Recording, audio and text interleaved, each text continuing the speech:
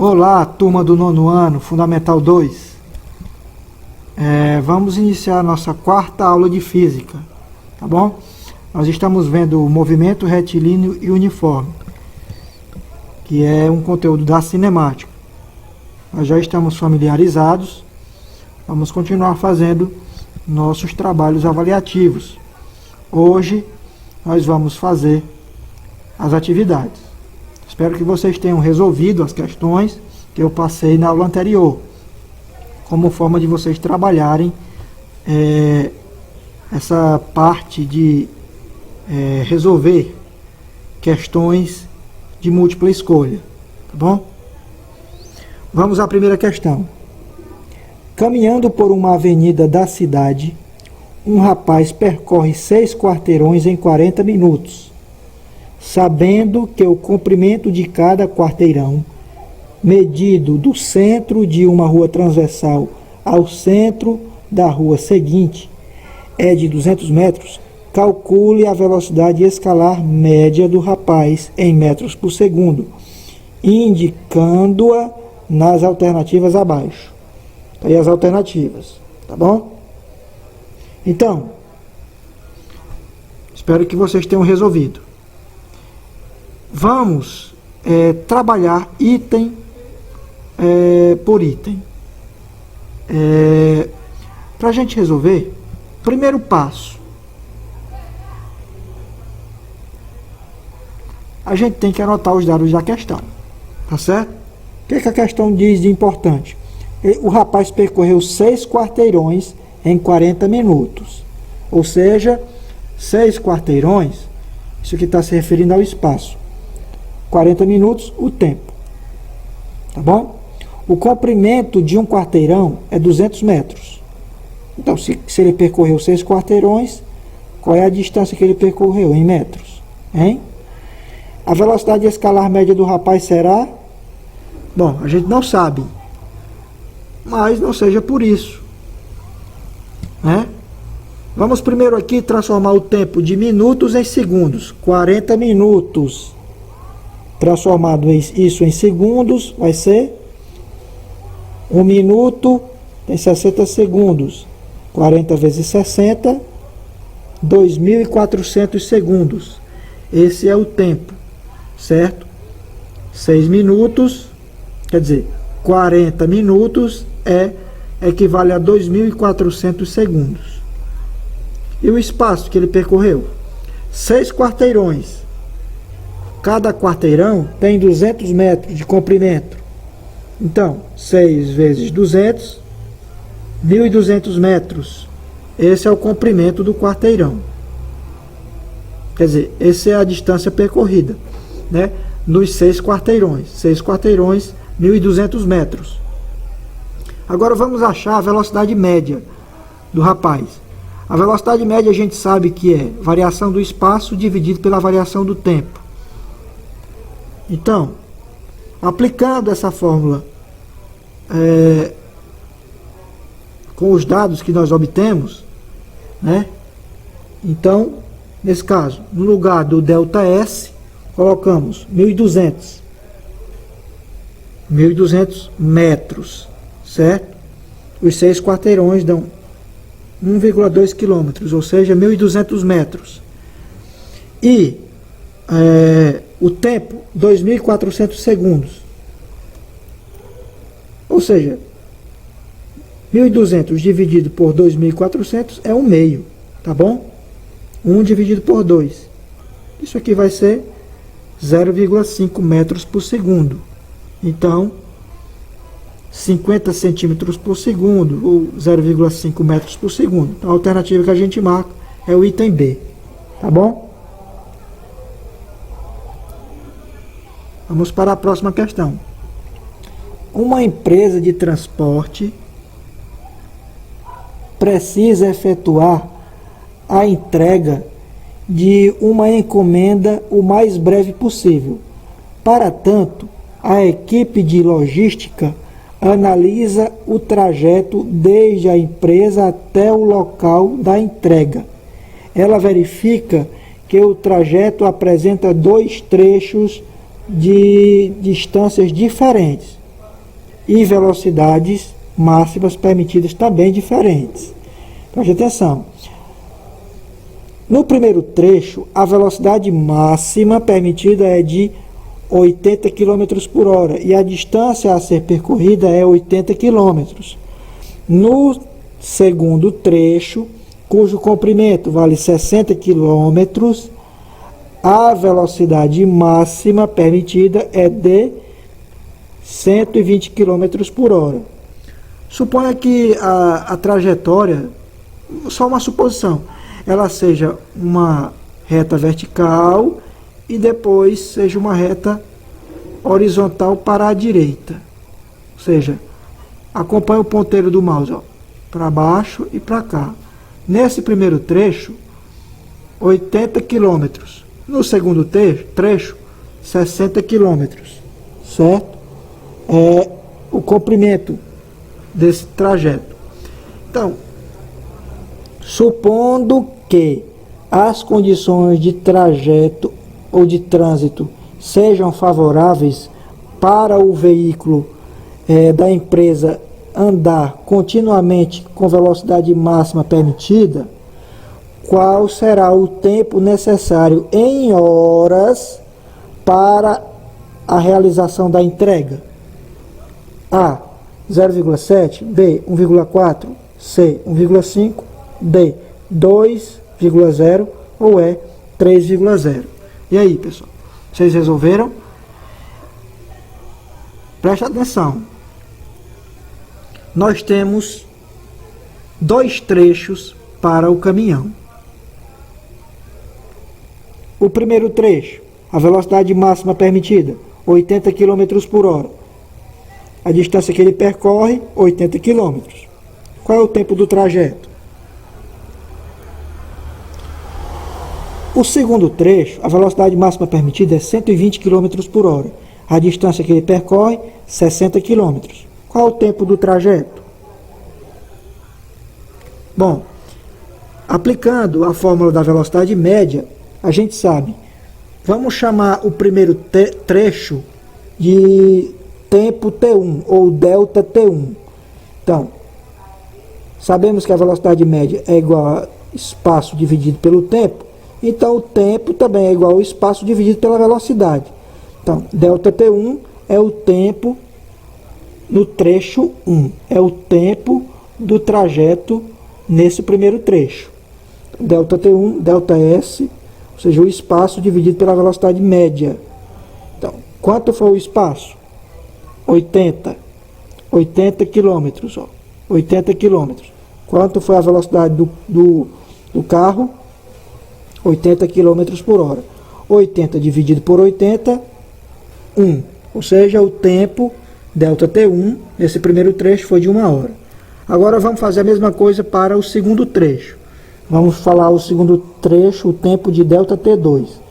Delta E sobre a velocidade, o espaço sobre a velocidade. O espaço, a distância desse trecho aí é 60 km.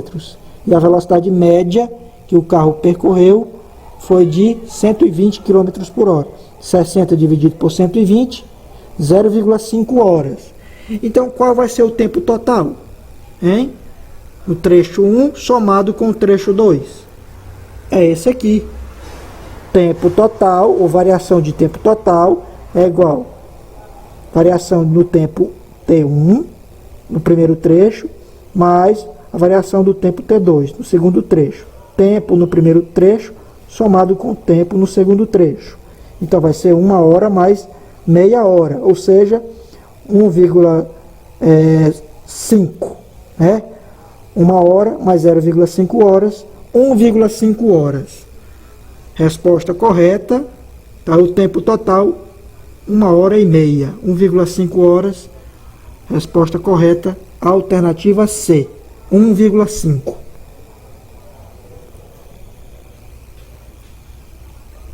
Vamos agora para essa questão.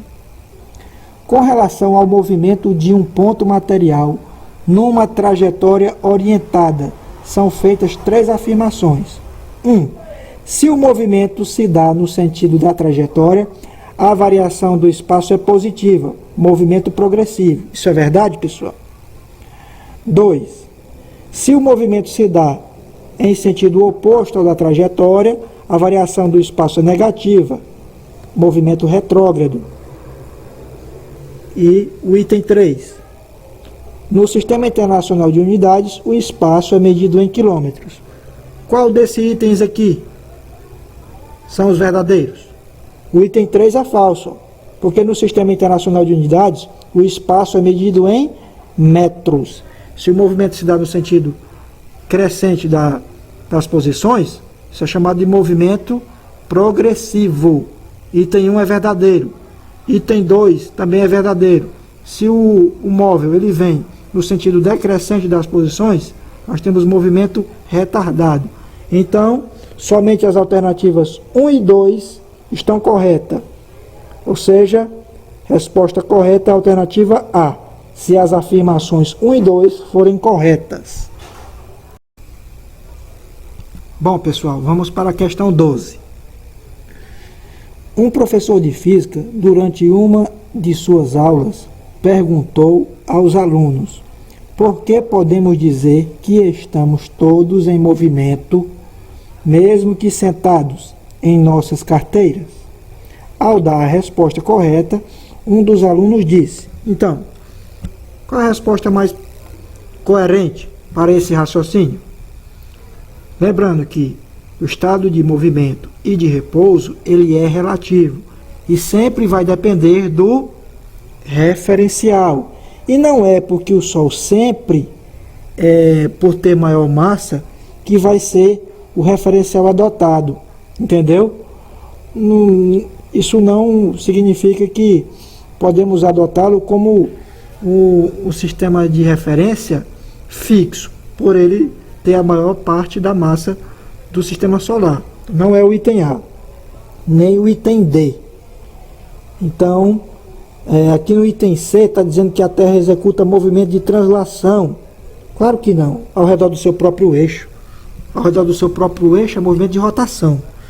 Então a resposta correta é a alternativa B. Porque se adotarmos um referencial no espaço como a Lua, a Terra estará em movimento e nós nos movimentando com o planeta.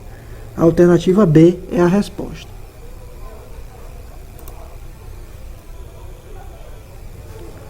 Questão 13. A respeito da ideia de referencial, marque a alternativa correta. Referencial. Mais uma vez, não é porque o Sol tem 98% da massa do sistema solar que ele deve ser considerado sempre um referencial básico, né? Então não é o item A. O item B. Os fenômenos devem sempre ser analisados a partir de um referencial parado.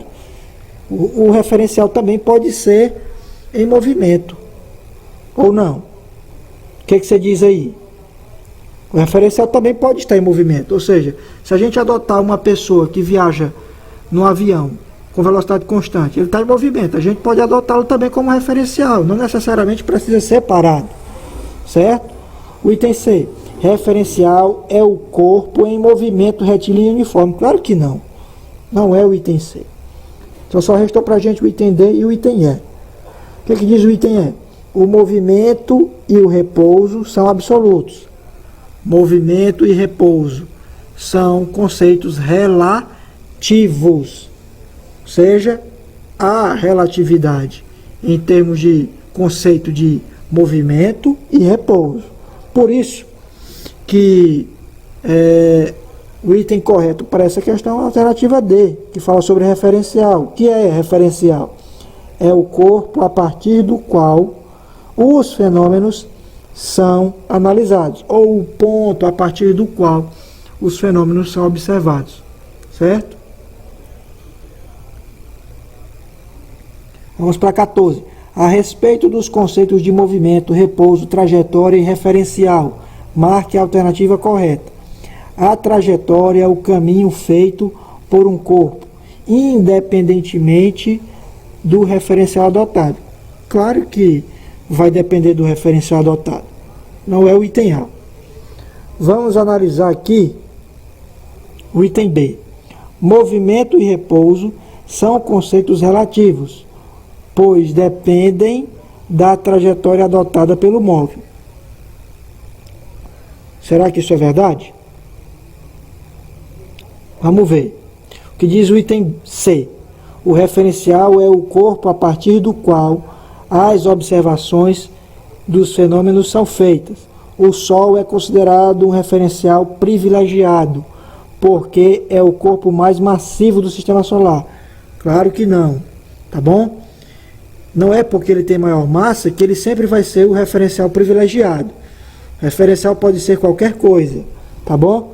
Não é o item C. Só restou para a gente o item D e E. E o item B também. Vamos analisar o item D. A trajetória é o caminho executado por um móvel em relação a um referencial adotado. Olha aí.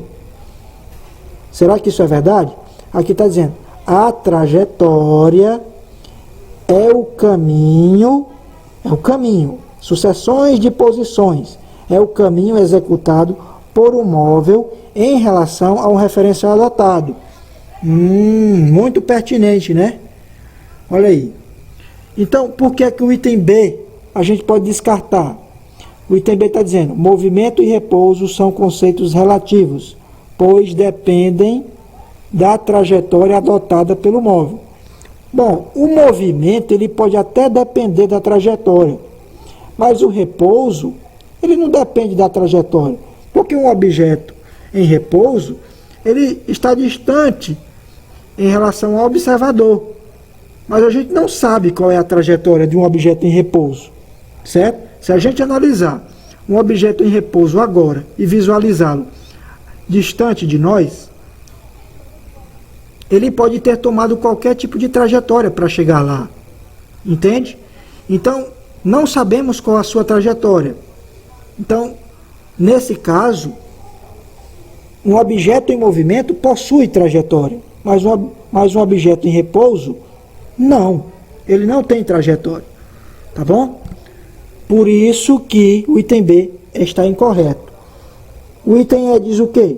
Mesmo que a Terra seja tomada como um referencial, nunca poderemos dizer que os prédios e as demais construções estão em repouso. Elas podem estar em repouso em relação à própria Terra, sim. O item E é falso. Resposta correta, alternativa D.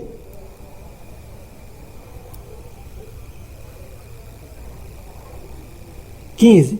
A afirmação todo movimento é relativo significa que A. Todos os cálculos da velocidade são imprecisos. De velocidade são imprecisos. B. Não existe movimento com velocidade constante. Claro que existe, né, gente? A gente está vendo isso. Item C. A velocidade depende sempre de uma força. Nem sempre. Porque às vezes um objeto pode estar em movimento com velocidade constante. Então nenhuma força está agindo sobre ele. Essa é a primeira lei de Newton, a lei da inércia. Nós vimos lá na aula anterior. Fala sobre René Descartes, aula 1. O item D. A velocidade depende sempre de uma aceleração. Claro que não. Um objeto que tem velocidade constante, a aceleração é nula. Tá certo? O item E. A descrição de qualquer movimento requer um referencial. Qualquer tipo de movimento vai depender de um referencial. Por isso que a resposta correta é a alternativa E. Questão 15, alternativa E. Questão 16. Um avião voando em linha reta com velocidade constante em relação ao solo abandona uma bomba. Se a resistência do ar sobre ela puder ser desprezada, a trajetória dessa bomba será em forma de uma... Preste atenção. A bomba tem a mesma velocidade do avião. Ela foi soltada, foi lançada. Então, qual vai ser a trajetória dessa bomba em relação a um referencial? A. Parabólica para um observador que estiver no avião. B. Linha reta vertical para um observador que estiver fixo no solo. C. Linha reta horizontal para um observador que estiver no avião. B. Linha reta vertical para um observador que estiver no avião. Ou E. Mesma figura para qualquer observador, pois independe do referencial. Claro que a trajetória de qualquer corpo que está em movimento vai depender do referencial. Descartamos o item E. O que diz o item A? A trajetória da bomba será parabólica para um observador que estiver no avião. Ela será parabólica para um observador que estiver no solo, como da figura que a gente vê aqui, ó. Então não é o item A. O item B. Linha reta vertical para um observador que estiver fixo no solo. Claro que não. O observador fixo no solo vê essa parábola, essa curva. Então não é o item B. Só restou o item C e o item D. O item C. Linha reta horizontal para um observador que estiver no avião. Sim, porque a bomba estaria acompanhando o movimento do avião. Então, como a pessoa que está aqui no avião, ela verifica o objeto em apenas uma dimensão, então, uma dimensão, uma linha reta e horizontal. Resposta correta, alternativa D. Linha reta, alternativa C, desculpa. Linha reta e horizontal para um observador que estiver no avião. Questão 16, resposta correta, alternativa C.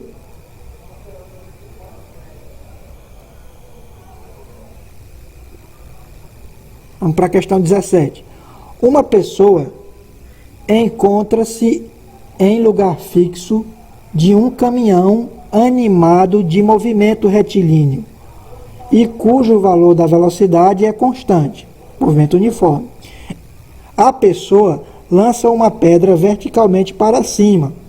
Desprezando-se a resistência do ar, pode-se afirmar que a pedra atingirá o solo na vertical no ponto em que foi lançada. B. A pedra retornará à pessoa que a lançou. C. A trajetória será uma reta vertical em direção à Terra. D. A trajetória será uma parábola em relação ao caminhão. Ou E. A pedra atingirá o solo na frente do caminhão. Vem cá, pessoal. Para a gente resolver isso aqui. Tanto a pessoa, quanto o caminhão, quanto a pedra que está na mão da pessoa têm a mesma velocidade. Estão animados com a mesma velocidade. Então, se a pessoa lança a pedra para cima e ela tem a mesma velocidade que o caminhão, a pedra também vai ter a mesma velocidade que a pessoa e o caminhão. Portanto, a pessoa vai aparar a pedra em sua mão. Tá certo? Quem já desceu numa montanha russa, se você jogar uma bolinha, no momento em que você estiver descendo a montanha russa, você verificar, no momento em que você soltar a bolinha, ela cai juntamente com você com a mesma velocidade, ou seja, ela vai descendo em queda livre e acompanha o seu movimento, cara a cara, frente a frente. Portanto, a resposta correta da questão 17 é a alternativa B. A pedra retornará à pessoa que a lançou. Questão 18. Considere um pêndulo construído com um fio inextensível e de massa pontiforme. Massa pontiforme, suas dimensões são desprezíveis, tá bom?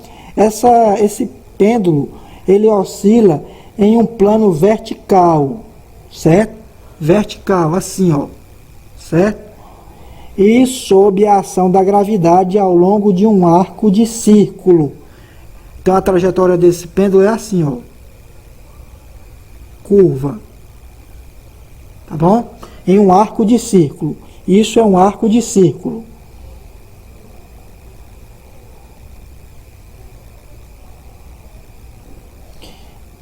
Então, suponha que a massa se desprenda do fio, ou seja, a massa pontiforme, se desprenda do fio no ponto mais alto de sua trajetória. Então, durante a oscilação, então durante essa oscilação aqui, ó, a massa vai se desprender do fio que está segurando ela. Então, durante essa oscilação, a massa será desprendida do fio, o fio vai romper. Então, qual será a trajetória da massa pontiforme? Assim, após desprendimento, a massa descreverá uma trajetória. Resposta correta, alternativa A, vertical. Ok? Sim. Ó, aqui ela oscila. Aí quando se desprende aqui no alto, no ponto mais alto, ela cai verticalmente para baixo. Por quê? Porque está sobre a ação da gravidade. Tá bom? Para baixo. Vamos à questão 19. O Brasil adota o Sistema Internacional de Unidades, SI, como padrão. Fazem parte do Sistema Internacional de Unidades fundamentais e unidades derivadas das fundamentais.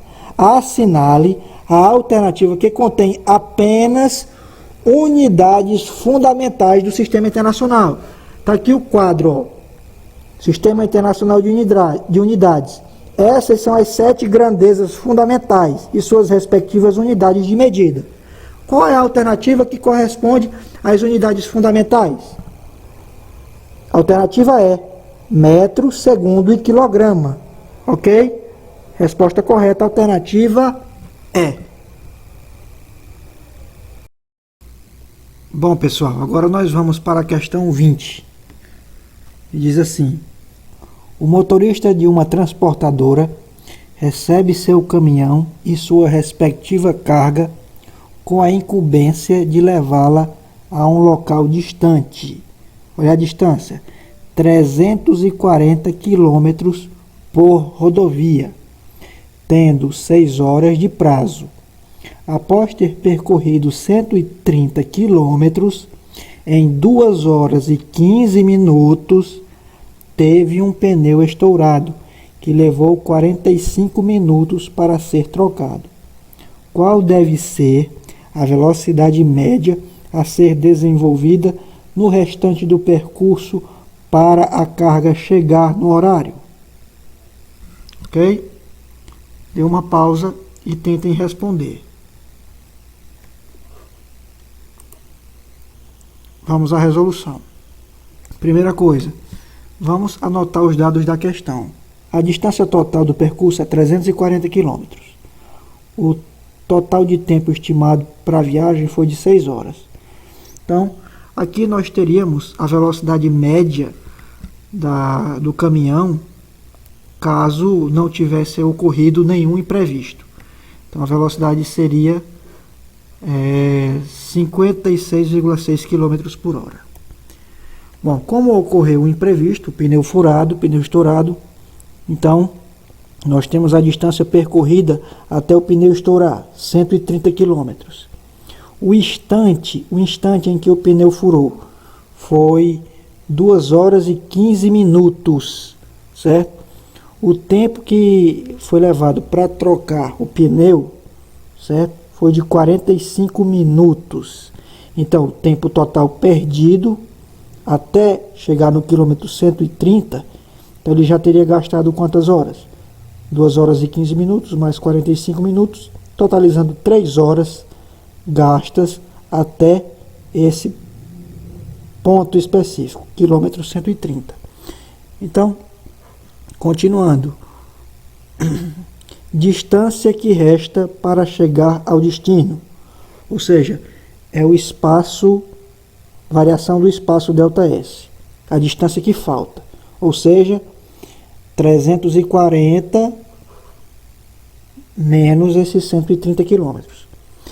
E também tem o tempo que o motorista tem para cumprir com o prazo estabelecido, é o ΔT.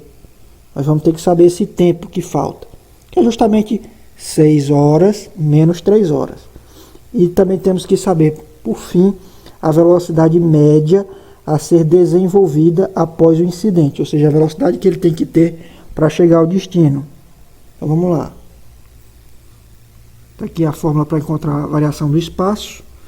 340 km menos 130 km dá 210 km. Para achar a variação de tempo, então nós vamos ter